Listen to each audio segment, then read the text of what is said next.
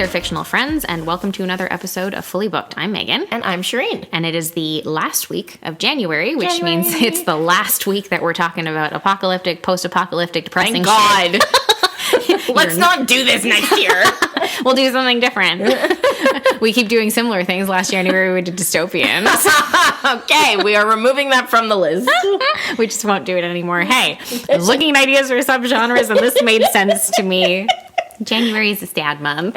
Cold. It's cold and sad and gray outside, you know. So, but to, I guess, wrap things up entirely with everything we've been talking about throughout the month, we're going to kind of take a look at the different kind of, I guess, subcategories of apocalyptic fiction and post-apocalyptic fiction. So, like, you know, what's the causation kind of for the story that we're reading, basically, what they are, more popular ones, less popular ones, and why the fuck we're still so obsessed.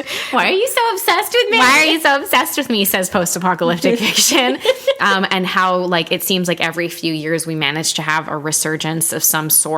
And you might not think that it is because it's not in that same subcategory, but we'll get like a new one that'll pop up again and become popular again. Yeah. It's happening right now. So just wait for the next few years. Yeah, no, we're going to talk about it because it's happening again right now. I'm sure we're headed in that direction. You can't see me right now, but I'm frowning at her, not knowing what she's talking Her brow about. is furrowed. She's like, what do you mean? What are you talking Anyway, before we get into kind of the rest of all of that discussion, Shireen, what's on your nightstand? Well, I just finished reading Fourth Wing.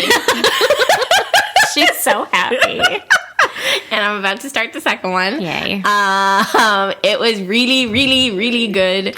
really good. If any of you have actually been consistently listening to us, first of all, thank you. Second of all, you'll know that I had the biggest book hangover last year. And it wasn't even that. I just was mentally incapable of reading. And so I got Fourth Wing and Iron Flame for Christmas. And Fourth Wing was really good, mostly because there are dragons who talk. Right. Like, what more could you want? Yeah. It is reminding me a lot of Shadow and Bone by Leigh Bardugo. I think that the world building in Shadow and Bone was slightly better. Okay. There was a little bit more like mystery and like, you know, the twists had a little bit more punch. Okay. But this one has dragons and they talk. And also... Ooh, the dragons talk. That's fun. Yeah, it's really fun. And also the, you know, love interest is like Rhysand from... Okay, he's not like him. Okay, before you all come at me, I know who you are. You're all going to come at me. He is like, you know, equivalently kind of mysterious and swoon-worthy. Swoon-worthy, yeah, there you go. I would say. That's what I'm looking for. Yeah. So, yes. Really enjoying it. I'm sure many of you listening are like, oh, me too. Yeah, probably, yeah. Because it's like the new big book. And then once I'm done, I mean, I'll be talking about Iron Flame probably next time. And then I'll be starting on the Crescent City series by Sarah Moss. So pray for me that doesn't mess up my reading for the rest of the year. Oh, God. Let's hope we don't wind up with the same situation. Hey, look, if you're doing really well with this so far, this is already a good start to your year. Definitely. Definitely. What about you, Megan? I just decided to grab one of the very, very many popular romances on TikTok because I was like, yeah, sure, let's do that. So I read Butcher and Blackbird by Brynn Weaver, which is literally about two serial killers who fall in love. It's they're like Dexter type of serial killers, so they kill shitty people. Oh, right, okay. Basically is their thing. They're both known in like different parts of the country. I think I expected it to be like more absurd than it was, and I was like halfway through and I was like, oh my God, I like this book. It's the first in like a trilogy because the male main character has two brothers and they're both like kind of into like weird shit and stuff as well. I think one of them, I believe, is like an assassin for hire basically. So it's called the Ruinous Love trilogy, and there's going to be two more that are coming out. I think one's coming out this year. I'm sure the other one will come out. The third will probably come out next year or something.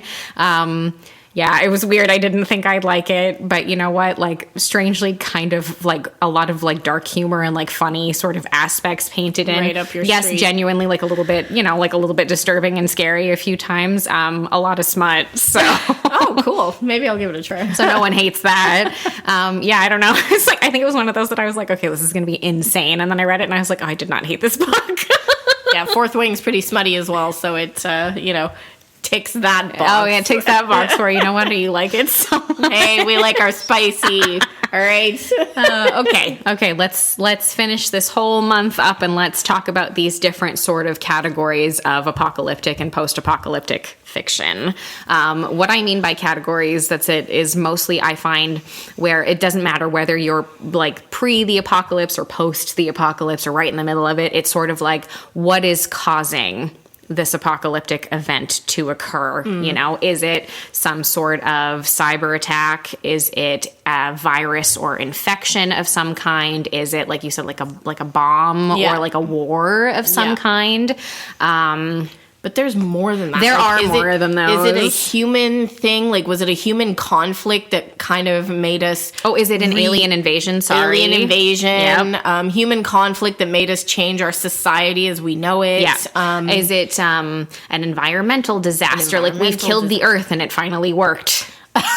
It finally happened. Is it that, we had to go live in space for a while because the Earth was dying and now we've come back to the Earth? Yeah. Is it like technology has failed and we've returned to an earlier time? Like, I know that one's woven into a lot of the other types. Religious fanatics that kind of overhauled how we do everything. Yeah, exactly. But God, there are so many different kinds of Did the rich people take over and go too far? Yeah.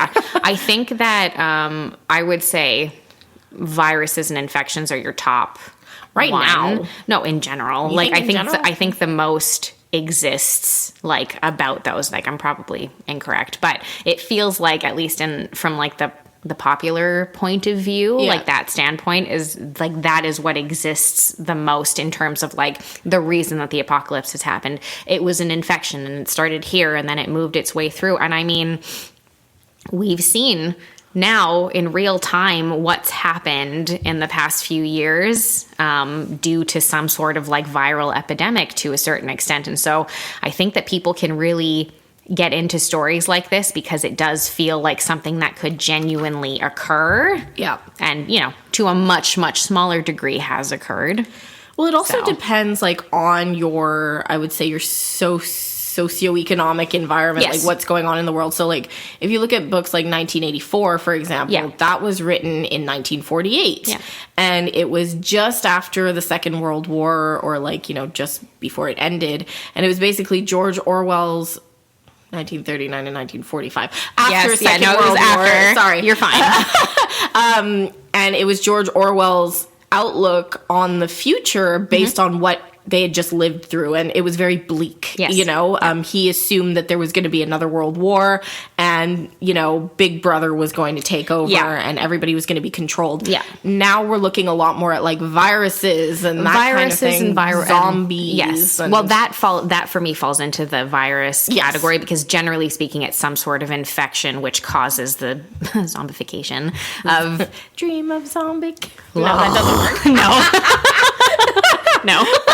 But you know what I mean? Like it's usually it's like an infection or a virus of some sort that causes that to happen. In some cases, your World War Z and stuff like that, they become like zombies, Walking Dead, all of those, they become zombies. Or in something in the case of, what am I thinking of right now? The Stand, people just die, which The Stand is much closer to like what we've lived through kind of thing in terms of like people just die. They're not reanimated. There's nothing weird that occurs that way. There's no monsters in that sense. It just kills off the majority of the population. Like that is what the story is. Yeah. Aren't zombies like some sort of representation of capitalism or something? I think in some stories they are. Yeah. I mean, granted, like, okay, so if you look at like the kind of history of like what we know now as like the modern zombie, most of what existed prior to the 60s was zombies based on magic and voodoo. Oh, right. Okay. In a lot of like African cultures and things like that. And a lot of even the films that existed before that were things like they were being reanimated, but it was by magic. And like hoodoo and things like that. It had nothing to do with an infection. It was just people who were being reanimated by someone who was controlling them and telling them what to do.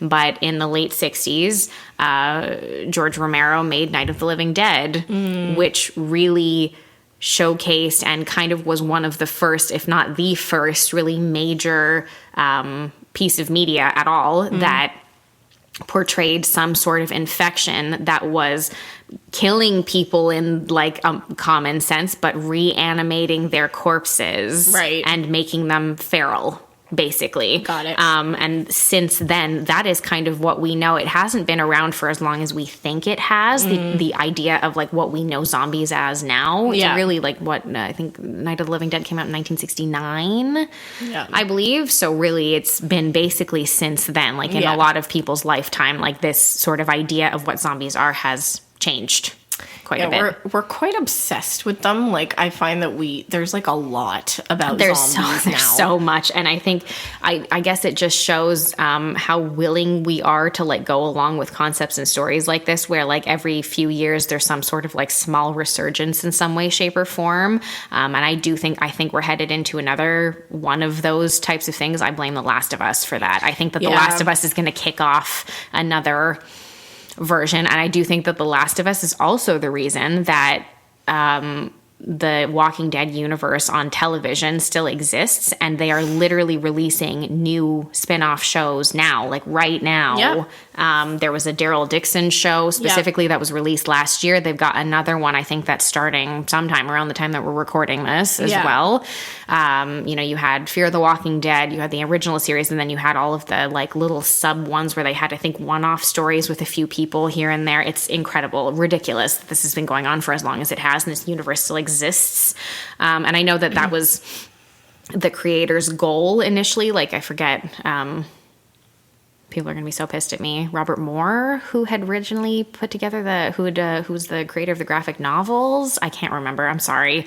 Who I think that was his initial idea, was to create a universe that could literally go on forever, because you could be following different characters and different stories within that universe forever, essentially. It's working, because holy shit, that's been on forever. I got so fatigued with that. We did hit maybe like 4 or 5 years ago. We hit a bit of like a zombie fatigue. Like it kind of died out a little bit, but I'm telling you, we're headed back in that direction. Back into it because of the pandemic. Because of the pandemic. And I think we're headed into that very like viral infection territory, like really science-based ones, because of the pandemic. I think we're going to be headed into that. And then because of The Last of Us, because it's also very much to do with like everything that they're speaking about at the beginning. It's like an infection because of like mold?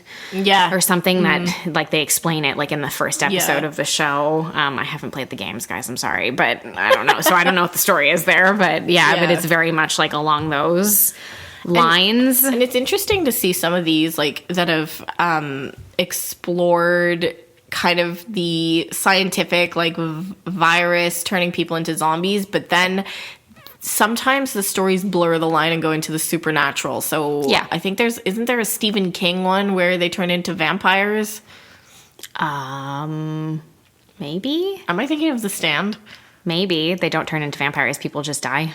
Okay, what's the one with the vampire? Oh, no, Guillermo del Toro. Oh, The Strain. The Strain. Lol. Yes, no, that's true. They do become vampires, essentially. Yeah, so like, we might see a little bit of an evolution that way, I think, because we inevitably go that way. Like, we always want to change it up, have a different edge, and like, I think as a society, we've just lived through a global pandemic, so it'll be fun for like a hot minute to have media about it, but then it's going to be like, we don't want to talk about this anymore.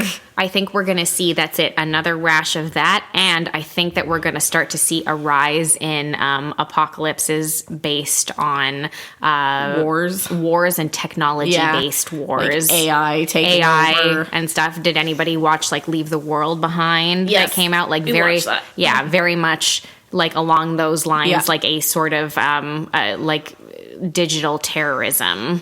And a lot of that's at apocalyptic events based around that, because there's just so much that exists now with the advancements in AI technology and things that I think it's really easy for people to imagine a future in which something like that could occur. Well, there's been many explorations of, the robots becoming sentient and taking over. Yeah, like, we've definitely done that. That's been around since fucking Terminator. Yeah, Terminator, and even Asimov wrote certain things that were like a little bit like that as well. You know, like his Foundation trilogy and stuff does have like certain things to do with that. So yeah, and so like I think that we're going to be seeing that, but kind of driven by AI. You know, AI sentience, much more. you know? Exactly, much more like that. And you saw, you know, that is something that exists.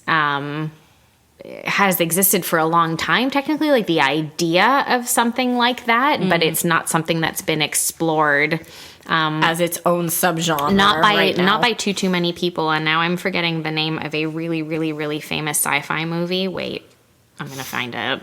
iRobot? No, not that. A much older one. 2001: A Space Odyssey. Oh yeah, that one. HAL, right, is an AI that technically becomes sentient. Yeah. That's one that's like, you know, really up there. And so like that idea has existed for a very long time, but it's true that it would have been very difficult, I think, for authors and filmmakers and anyone else to imagine certain things without certain advancements in technology that we've made in that like 40 to 50 year span since that movie was made in the first place. You know, the idea that like we have these technologies that can do these things for us. I don't know if anybody's seen, but Netflix has this like series of short documentaries called Unknown, and there's like 4 or 5 of them, and they've got different things. Some of them are about like, you know, ancient technologies and things like that would have existed, like, you know, sort of like pre-human being and things like that.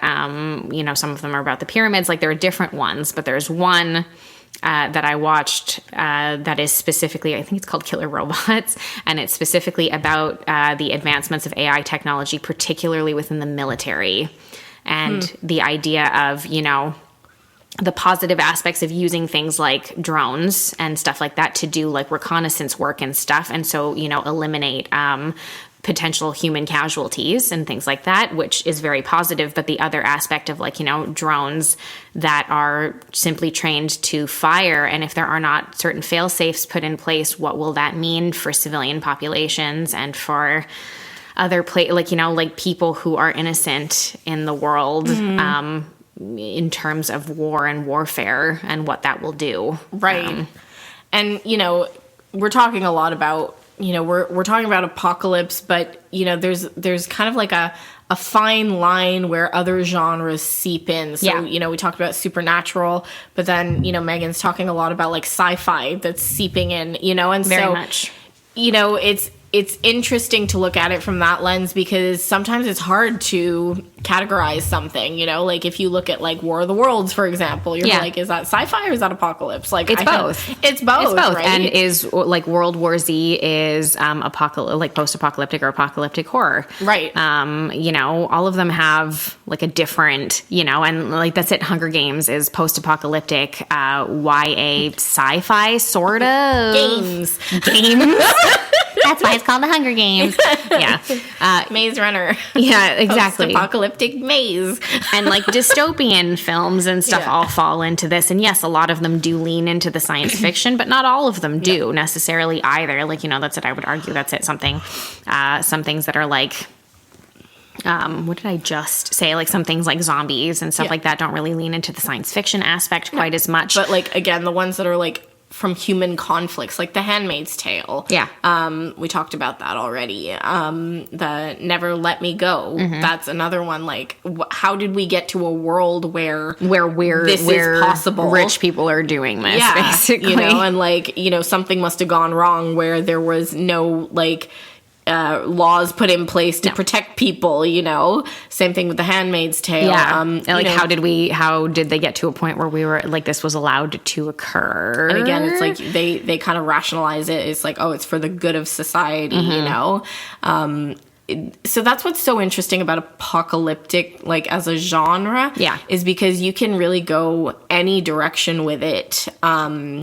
But what I've found personally is that a lot of the time what makes it different to like sci-fi, for example, or supernatural is the human interactions within the story, because they have to, you know, form like a tight relationship to actually make it through whatever they're going through, whether the story itself is going to explore like current and then future state or past or whatever it may be. there's a lot more focus on the human interaction side and like what's going on between the characters. As opposed to the technological aspects of things. Yeah. Yes, that's true. As opposed to like the actual world itself and what's going on, you know? No, I agree. And I think that that's probably partially what, like, for me, I guess, makes it slightly more interesting than straight science fiction, for instance, because I'm not as drawn to that side of things. Yeah. But if there's more of an aspect of humanity to it and like character conflict and resolution and things like that, I'm more likely, I think, to be interested in that side of things. Yeah. So even if I'm not, you know, that's it, incredibly interested in the technology side of the story, I'll still want to read it. Yeah. Because I'll be interested to see, you know, what happens between these characters specifically and how they resolve whatever conflict is occurring throughout the course of the story. Totally. Yeah. And I think it's just, I don't know. I think there are several different reasons, but I'm pretty sure that part of the reason that we love this stuff so much and why like these types of stories come back over and over and over again is really because partially maybe because we want to look at the state of the world and be like, well, it could be worse. Yeah. But maybe also, you know, because like we as readers, but also people who are writing these stories, you know, do like to perhaps put a message out with regards to certain things that like there is hope and also maybe we should take some steps to make sure that this sort of thing doesn't happen Again. We're not great at heeding those warnings as a society in general, as human beings. We're not great at that. But it'll be interesting to see in the next maybe 5 years or so, like what kinds of new stories like that are put out into the world and what the focus is. Like, you know, that's it. Are we going to take a resurgence? Are we going to have a resurgence of viral infections of some kind? Are we going to have a bump in the types of like, that's it, like technological warfare stories, which I feel like we're headed towards in terms of like television quite a bit right now. There's a lot of that kind of stuff out there, and I'm wondering if fiction's going to head in the same direction to a certain extent. It could. Yeah. It could be interesting to keep an eye out on it. Yeah, that's it, just to kind of, you know, see what winds up happening. And because, like, you know, that's it. Like, you know, you watch something like Leave the World Behind, and you're like, oh, fuck. Yeah. I wonder what our listeners think. Yeah, you guys can let us know if you, like, what your favorite sort of, like, subcategory of, like, apocalyptic and a post-apocalyptic fiction is. You know, what you like, what you don't like, if you hate all of it. Because it's, like, too negative for you, whatever the situation is. You know, and maybe what you think your predictions are for the future, like, where we think this type of fiction is headed and what we'll see more and more of as time goes on. You can let us know about that over on Instagram, TikTok, and Threads at FullyBookedCA. And you can also check out our Facebook group at facebook.com/groups/book was way better. But until next week, guys, and a whole new chapter of Fully Booked, keep on reading. Thanks, everyone.